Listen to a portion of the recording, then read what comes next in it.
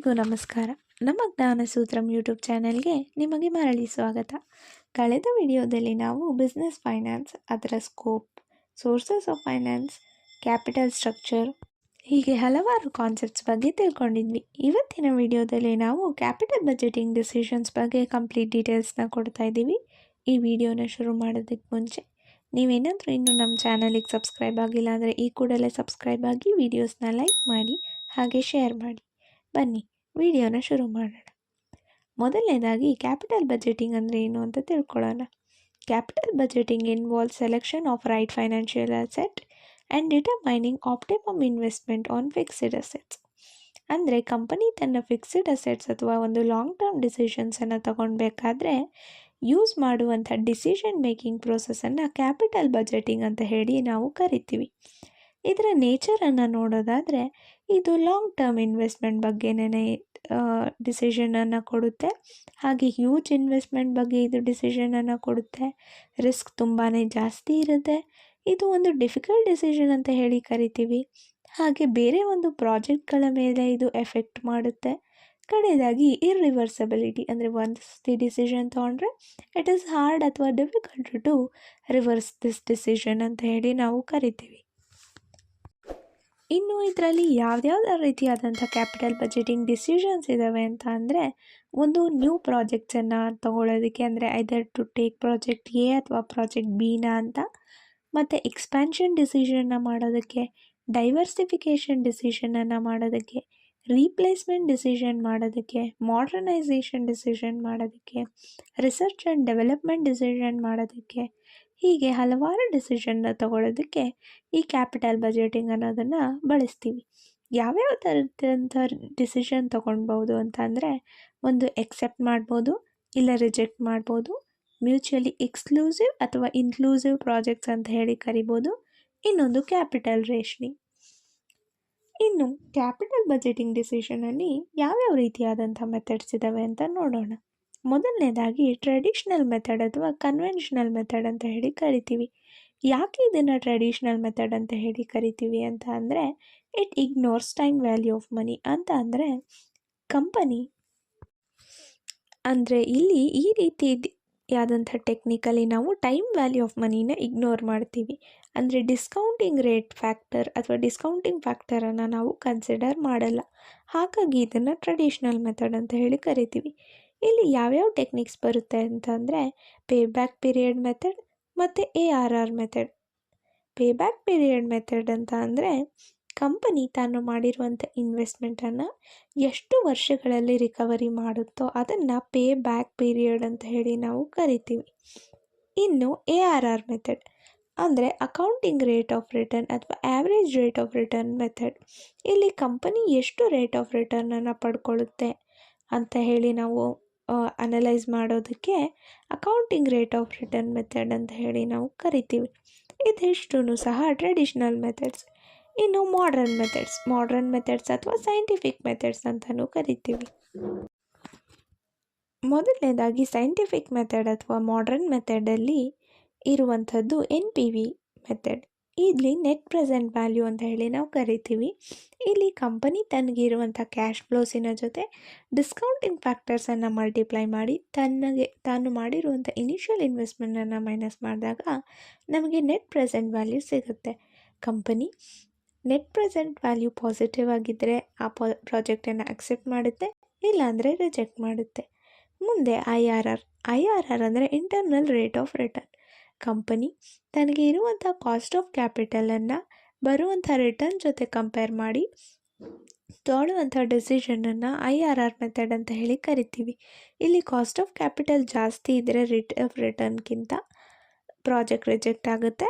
IRR ಜಾಸ್ತಿ ಇದ್ದಾಗ ಆ ಪ್ರಾಜೆಕ್ಟ್ ಎಕ್ಸೆಪ್ಟ್ ಆಗುತ್ತೆ. ಇದು ಮಾಡ್ರನ್ ಮೆಥಡ್ಸ್. ಇನ್ನು ಕೆಲವೊಂದು ಹೊಸ ರೀತಿಯಾದ ಮೆಥಡ್ಸ್ ಯಾವುದಪ್ಪ ಅಂತ ಅಂದರೆ MIRR, MNPV ಹಾಗೆ DPBP ಅಂತ ಹೇಳಿ ಕರಿತೀವಿ. MIRR ಅಂತ ಅಂದರೆ modified internal rate of return, MNPV ಅಂತ ಅಂದರೆ modified net present value, DPBP ಅಂತ ಅಂದರೆ ಡಿಸ್ಕೌಂಟೆಡ್ ಪೇ ಬ್ಯಾಕ್ ಪೀರಿಯಡ್ ಅಂತ ಹೇಳಿ ನಾವು ಕರಿತೀವಿ. ಇದಿಷ್ಟು ಸಹ ಮಾಡ್ರನ್ ಮೆಥಡ್ಸ್ ಬಗ್ಗೆ ಆಗಿತ್ತು. ಇನ್ನು ಮುಂದಿನ concept working capital management. Working capital management ಅಂತಂದರೆ ಕಂಪನಿ ತನ್ನ ಡೈಲಿ ಆಪರೇಷನ್ಸ್ಗೆ ಯೂಸ್ ಮಾಡುವಂಥ ಕ್ಯಾಪಿಟಲನ್ನು ವರ್ಕಿಂಗ್ ಕ್ಯಾಪಿಟಲ್ ಅಂತ ಹೇಳಿ ಕರಿತೀವಿ. ಇದನ್ನು ಈ ವರ್ಕಿಂಗ್ ಕ್ಯಾಪಿಟಲ್ನ ಹೇಗೆ ಮ್ಯಾನೇಜ್ ಮಾಡುವಂಥದ್ದು ಅನ್ನೋದನ್ನು ನೋಡೋದೇ ವರ್ಕಿಂಗ್ ಕ್ಯಾಪಿಟಲ್ ಮ್ಯಾನೇಜ್ಮೆಂಟ್ ಅಂತ ಹೇಳಿ ಕರಿತೀವಿ. ಇಲ್ಲಿ ವರ್ಕಿಂಗ್ ಕ್ಯಾಪಿಟಲ್ನ ಹೇಗೆ ಡಿಟರ್ಮೈನ್ ಮಾಡ್ತೀವಿ ಅಂತ ಅಂದರೆ current asset minus current liability, ಇದರ ಡಿಫ್ರೆನ್ಸನ್ನು ವರ್ಕಿಂಗ್ ಕ್ಯಾಪಿಟಲ್ ಅಂತ ಹೇಳಿ ಕರಿತೀವಿ. ನಮಗೆ ವರ್ಕಿಂಗ್ ಕ್ಯಾಪಿಟಲ್ ಹೇಗೆ ಬೇಕು ಅಂತ ಅಂದರೆ ensure liquidity and smooth operations, ಕಂಪನಿಯ ಕ್ಯಾಶ್ ಅವೈಲಬಿಲಿಟಿ ಹಾಗೆ ಸ್ಮೂತ್ ಆಪರೇಷನ್ ನಡಿಬೇಕು ಅಂತ ಹೇಳಿ ನಾವು ವರ್ಕಿಂಗ್ ಕ್ಯಾಪಿಟಲ್ನ ಇಟ್ಕೊಂಡಿರಬೇಕಾಗುತ್ತೆ. ಇಲ್ಲಿ ನಾವು ಮೊದಲನೇದಾಗಿ ಯಾವ್ಯಾವ ರೀತಿಯಾದಂಥ ವರ್ಕಿಂಗ್ ಕ್ಯಾಪಿಟಲ್ ಮ್ಯಾನೇಜ್ಮೆಂಟ್ ನೋಡಬೇಕು ಅಂತ ಅಂದರೆ ಒಂದು ಕ್ಯಾಶ್ ಮ್ಯಾನೇಜ್ಮೆಂಟ್, ಇನ್ನೊಂದು ರಿಸೀವೇಬಲ್ಸ್ ಮ್ಯಾನೇಜ್ಮೆಂಟ್ ಹಾಗೆ ಇನ್ವೆಂಟರಿ ಮ್ಯಾನೇಜ್ಮೆಂಟ್. ಕ್ಯಾಶ್ ಮ್ಯಾನೇಜ್ಮೆಂಟ್ ಮಾಡುವಂಥ ಉದ್ದೇಶ ಏನಕ್ಕೆಪ್ಪ ಅಂತ ಅಂದರೆ ಲಿಕ್ವಿಡಿಟಿನ ಎನ್ಹ್ಯಾನ್ಸ್ ಮಾಡ್ಕೊಳ್ಳೋಕ್ಕೆ ಹಾಗೆ ಐಡಲ್ ಕ್ಯಾಶ್ ಏನಿದೆ ಅದನ್ನು ರಿಡ್ಯೂಸ್ ಮಾಡ್ಕೊಳ್ಳೋಕ್ಕೆ. ಇದಕ್ಕೆ ಯಾವ್ಯಾವ ಟೂಲ್ಸ್ನ ಯೂಸ್ ಮಾಡ್ತೀವಿ ಅಂತ ಅಂದರೆ ಕ್ಯಾಶ್ ಬಜೆಟನ್ನು ಮಾಡ್ತೀವಿ, ಹಾಗೆ ಬಾಮೋಲ್ಸ್ ಮಾಡೆಲ್, ಮಿಲ್ಲರ್ ಆರ್ ಮಾಡೆಲನ್ನು ನಾವು ಇಲ್ಲಿ ಯೂಸ್ ಮಾಡ್ತೀವಿ. ಇದಕ್ಕೆ ಕ್ಯಾಶ್ ಮ್ಯಾನೇಜ್ಮೆಂಟ್ ಮಾಡೋದಕ್ಕೆ ಇರುವಂಥ ಶಾರ್ಟ್ ಟರ್ಮ್ ಇನ್ವೆಸ್ಟ್ಮೆಂಟ್ ಅವೆನ್ಯೂಸ್ ಯಾವುದಂತ ಅಂದರೆ ಟ್ರೆಷರಿ ಬಿಲ್ಸ್, ಕಮರ್ಷಿಯಲ್ ಪೇಪರ್ಸ್ ಹಾಗೆ ಕ್ಯಾಶ್ ಡೆಪಾಸಿಟ್ಸ್. ಇನ್ನು ರಿಸೀವೇಬಲ್ಸ್ ಮ್ಯಾನೇಜ್ಮೆಂಟ್ ಯಾಕೆ ಮಾಡ್ತೀವಪ್ಪ ಅಂತ ಅಂದರೆ ಬ್ಯಾಡ್ ಡೆಟ್ಸನ್ನು ರೆಡ್ಯೂಸ್ ಮಾಡೋದಕ್ಕೆ, ಸೇಲ್ಸನ್ನು ಇನ್ಕ್ರೀಸ್ ಮಾಡ್ಕೊಳ್ಳೋದಕ್ಕೆ. ಸೊ ಇಲ್ಲಿ ಕ್ರೆಡಿಟ್ ಪಾಲಿಸಿ, ಕ್ರೆಡಿಟ್ ಪೀರಿಯಡನ್ನು ಸೆಟ್ ಮಾಡೋದು, ಡಿಸ್ಕೌಂಟನ್ನು ತೊಗೊಳ್ಳೋದು, ಕ್ರೆಡಿಟ್ ಸ್ಟ್ಯಾಂಡರ್ಡ್ಸನ್ನು ಸೆಟ್ ಮಾಡೋದರಿಂದ ರಿಸೀವೇಬಲ್ಸ್ ಮ್ಯಾನೇಜ್ಮೆಂಟ್ ಆಗುತ್ತೆ. ಇನ್ನು ಇನ್ವೆಂಟರಿ ಮ್ಯಾನೇಜ್ಮೆಂಟ್ ಅಂದರೆ ಕಂಪನಿ ತನ್ನ ಆರ್ಡರಿಂಗನ್ನು ಮತ್ತು ಹ್ಯಾಂಡಲಿಂಗನ್ನು ಹೇಗೆ ಇನ್ವೆಂಟರಿಯನ್ನು ಹೇಗೆ ಮ್ಯಾನೇಜ್ಮೆಂಟ್ ಮಾಡುತ್ತಪ್ಪ ಅನ್ನೋದೇ ಇನ್ವೆಂಟರಿ ಮ್ಯಾನೇಜ್ಮೆಂಟ್ ಆಗಿರುತ್ತೆ. ಇಲ್ಲಿ ಯಾವ್ಯಾವ ಟೂಲ್ಸ್ನ ಬಳಸ್ತೀವಿ ಅಂತ ಅಂದರೆ EOQ ಅಂದರೆ ಎಕನಾಮಿಕ್ ಆರ್ಡರ್ ಕ್ವಾಂಟಿಟಿ ಹಾಗೆ ABC ಅಂದರೆ ಆ್ಯಕ್ಟಿವಿಟಿ ಬೇಸ್ಡ್ ಕಾಸ್ಟಿಂಗ್, ಈ ಥರದ ಮೆಥಡ್ಸನ್ನು ಯೂಸ್ ಮಾಡಿಕೊಂಡು ಇನ್ವೆಂಟರಿನ ಮ್ಯಾನೇಜ್ ಮಾಡ್ಬೋದು. ಇದಿಷ್ಟು ವರ್ಕಿಂಗ್ ಕ್ಯಾಪಿಟಲ್ ಮ್ಯಾನೇಜ್ಮೆಂಟ್ ಬಗ್ಗೆ ಆಗಿತ್ತು. ಇನ್ನು ಮುಂದಿನ concept dividend decision. Dividend decision ಅಂತ ಅಂದರೆ ಕಂಪನಿ ತನಗೆ ಬಂದಿರುವಂಥ ಪ್ರಾಫಿಟ್ಸಲ್ಲಿ ಎಷ್ಟನ್ನು ತಾನೇ ಉಳಿಸ್ಕೊಬೇಕು ಆ್ಯಸ್ ರಿಟೈನ್ಡ್ ಅರ್ನಿಂಗ್ಸ್, ಹಾಗೆ ಎಷ್ಟು ಪಾರ್ಟನ್ನು ಶೇರ್ ಹೋಲ್ಡರ್ಸಿಗೆ ಡಿವಿಡೆಂಡ್ ರೂಪದಲ್ಲಿ ಕೊಡಬೇಕು ಅನ್ನುವಂಥ ಡಿಸಿಷನನ್ನು ಡಿವಿಡೆಂಡ್ ಡಿಸಿಷನ್ ಅಂತ ಹೇಳಿ ಕರಿತೀವಿ. ಇಲ್ಲಿ ಯಾವ್ಯಾವ ರೀತಿಯಾದಂಥ ಡಿವಿಡೆಂಡ್ಸನ್ನು ಇಶ್ಯೂ ಮಾಡ್ಬೋದಪ್ಪ ಅಂತಂದರೆ cash dividend, stock dividend, final dividend ಅಥವಾ ಇಂಟ್ರಿಮ್ ಡಿವಿಡೆಂಡ್ನ ಕಂಪನಿ ಡಿಕ್ಲೇರ್ ಮಾಡಬಹುದು. ಇಲ್ಲಿ ಡಿವಿಡೆಂಡಿಗೆ ಯಾವ್ಯಾವ ಫ್ಯಾಕ್ಟರ್ಸ್ ಅಫೆಕ್ಟ್ ಮಾಡುತ್ತಪ್ಪ ಅಂತಂದರೆ ಪ್ರಾಫಿಟ್ಟು, ಕಂಪನಿಯ liquidity, tax component, legal component, ತನಗಿರುವಂಥ ಡೆಟ್ಟು, ಹೀಗೆ ಹಲವಾರು ಕಾನ್ಸೆಪ್ಟ್ಸು ಡಿವಿಡೆಂಡ್ ಡಿಸಿಷನನ್ನು ಇನ್ಫ್ಲೂಯೆನ್ಸ್ ಮಾಡುತ್ತೆ. ಇನ್ನು ಮುಂದಿನ ಕಾನ್ಸೆಪ್ಟ್ ಬಂದು ಡಿವಿಡೆಂಡ್ ಡಿಸಿಷನ್ ಥಿಯರೀಸ್. ಇಲ್ಲಿ 3 ರೀತಿಯಾದಂಥ ಥಿಯರಿ ಇದೆ. ಒಂದು ವಾಲ್ಟರ್ ಮಾಡೆಲ್, ಇನ್ನೊಂದು ಗಾರ್ಡನ್ ಮಾಡೆಲ್, ಇನ್ನೊಂದು ಮಾಡೆಲ್. ಮೊದಲನೇದಾಗಿ ವಾಲ್ಟರ್ ಮಾಡೆಲ್ ಏನು ಹೇಳುತ್ತಪ್ಪ ಅಂತ ಅಂದರೆ ಕಂಪನಿಯ ಡಿವಿಡೆಂಡ್ ಪಾಲಿಸಿಯು ಹಾಗೆ ಮಾರ್ಕೆಟ್ ವ್ಯಾಲ್ಯೂ ಆಫ್ ಶೇರ್ಸ್ ಮಧ್ಯೆ ಒಂದು ರಿಲೇಷನ್ಶಿಪ್ ಇದೆ. ಇದನ್ನು ರಿಲೆವೆಂಟ್ ಥಿಯರಿ ಅಂತ ಹೇಳಿ ನಾವು ಕರಿತೀವಿ.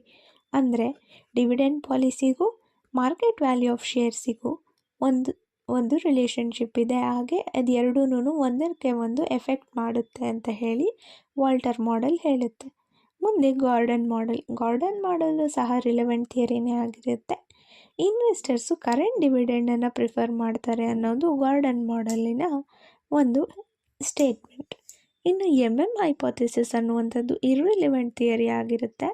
ಇದೇನು ಹೇಳುತ್ತೆ ಅಂತ ಅಂದರೆ ಮಾರ್ಕೆಟ್ ವ್ಯಾಲ್ಯೂ ಆಫ್ ಶೇರ್ಸ್ ಯಾವಾಗಲೂ ಇನ್ವೆಸ್ಟ್ಮೆಂಟ್ ಪಾಲಿಸಿ ಮೇಲೆ ಡಿಪೆಂಡ್ ಆಗಿರುತ್ತೆ ಅಂತ ಹೇಳಿ ಈ ಹೈಪೋಥೆಸಿಸ್ ಹೇಳುತ್ತೆ. ಇದಿಷ್ಟು ಡಿವಿಡೆಂಡ್ ಡಿಸಿಷನ್ ಹಾಗೆ ಡಿವಿಡೆಂಡ್ ಡಿಸಿಷನ್ ಥಿಯರೀಸ್ ಬಗ್ಗೆ ಆಗಿತ್ತು.